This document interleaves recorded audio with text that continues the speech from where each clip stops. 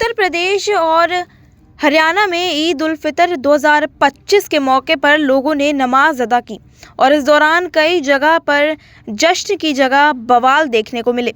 UP में सड़क पर नमाज पढ़ने पर रोक होने की वजह से कई जगहों पर पुलिस से लोग भड़के हुए नजर आए।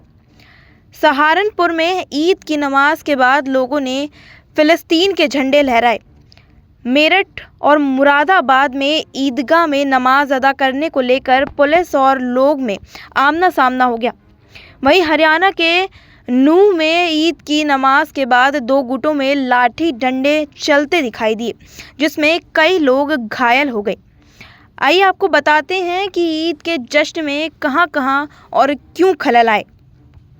ईद की नमाज के बाद मेरठ की सड़कों पर कई नमाजियों ने पोस्टर लहराए। ये भी सड़कों पर नमाज पढ़ने पर लगी रोक का विरोध कर रहे थे।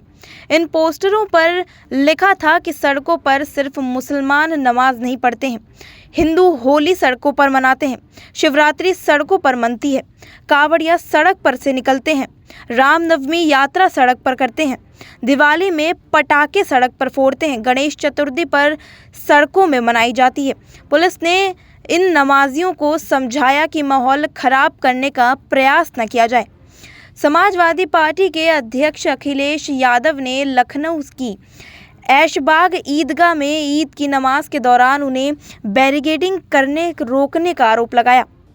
अखिलेश यादव ने ईद के मौके पर सुरक्षा व्यवस्था को बनाए रखने के लिए की गई पुलिस की बैरिकेडिंग पर सवाल भी उठाए। अखिलेश यादव का आरोप है कि पुलिस ने उन्हें लखनऊ एक जगह जाने से रोका भी। अखिलेश यादव ने कहा कि उन्होंने इससे पहले ईद के मौके पर प्रदेश में ऐसी बैरिकेडिंग कभी नहीं देखी। लखनऊ में मीडिया संबोधित करते हुए समाजवादी पार्टी के प्रमुख अखिलेश यादव ने कहा कि ईद के मौके पर इतनी बैरिकेडिंग क्यों की गई है। पुलिस ने मुझे रोका और जब मैंने उनसे पूछा कि मुझे क्यों रोका जा रहा है तो उनके पास कोई जवाब नहीं था। मुझे पुलिस ने आधा घंटा रोक कर रखा। काफ़ी बातचीत करने के बाद मुझे आने दिया गया। क्या मैं इसे तानाशाही कहूँ या फिर आपातकाल कहूँ? मैंने ऐसा कभी बैरिकेडिंग नहीं देखी जो लोगों के उनको त्यौहार मनाने से रोकने के लिए की जा रही है।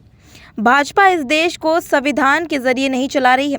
ईद के मौके पर मेरठ में एक ही समुदाय के दो गुटों में पथराव को फायरिंग हुई है। इस दौरान कई लोग घायल तक हुए हैं। मेरठ पुलिस के मुताबिक सिवाल खास में रहने वाले नाजिम और जाहिद के बीच भी एक मामूली बात को लेकर रविवार शाम कहासुनी हो गई थी। इसके बाद सोमवार को जब ये लोग नमाज के बाद घर आ रहे थे तब कब्रिस्तान में दोनों पक्षों के बीच के लोगों ने एक दूसरे के सामने आ गए। इस दौरान दो गुटों के बीच आपस में पथराव हो गया। इस पथराव में कुछ लोग घायल भी हुए हैं, जिन्होंने इलाज के लिए अस्पताल भी भेजा गया है। फिलहाल इस मामले में 3 लोगों को पुलिस ने अपनी हिरासत में ले लिया है। जिन लोगों के बीच ये झगड़ा हुआ था वो दोनों ही समुदाय से ताल्लुक रखते थे। फायरिंग के मामले की भी जांच की जा रही है। यूपी में सड़कों पर नमाज पढ़ने पर पाबंदी थी, लेकिन लोग इस नियम को तोड़ते हुए नजर आए। मुरादाबाद में ईदगाह में नमाज अदा करने जा रहे नमाजियों को जब पुलिस ने रोका तो हंगामा हो गया। दरअसल मुरादाबाद के गलशहीद क्षेत्र के स्थित ईदगाह में एक बार में लगभग 30,000 लोगों के नमाज पढ़ने की क्षमता है। सोमवार को सुबह ईदगाह की नमाज अदा करने के लिए भारी संख्या में लोग पहुंच गए थे। ऐसे में लोगों को ईदगाह में जाने से रोका गया क्योंकि जगह बिल्कुल नहीं बची थी। ऐसे में लोगों ने सड़कों पर नमाज अदा करते हुए की कोशिश की तो पुलिस ने उन्हें रोक दिया। ऐसे में नमाजियों ने हंगामा शुरू कर दिया। हालांकि हाथापाई की नौबत यहाँ नहीं आई, लेकिन पुलिस ने लोगों को समझाया कि बचे हुए लोग दूरी पारी में नमाज अदा कर सकते हैं। सहारनपुर में ईद की नमाज के बाद लोगों ने फिलिस्तीन का झंडा तक लहरा दिया। वहीं कुछ नमाजियों ने हाथ पर काली पट्टी भी बांधी। ये लोग सड़क पर नमाज पढ़ने पर लगी रोक और वक्फ बिल के संशोधन के मुद्दे पर अपनी नाराजगी जाहिर करते हुए नजर आए। इन नमाजियों ने कुछ नारे भी लगाए और पुलिस ने इन्हें शांत किया। फिलहाल इस खबर में इतना ही। दुनिया देश की तमाम खबरों से जुड़े रहने के लिए बने रहिए हमारे साथ SPN9 न्यूज़ पर।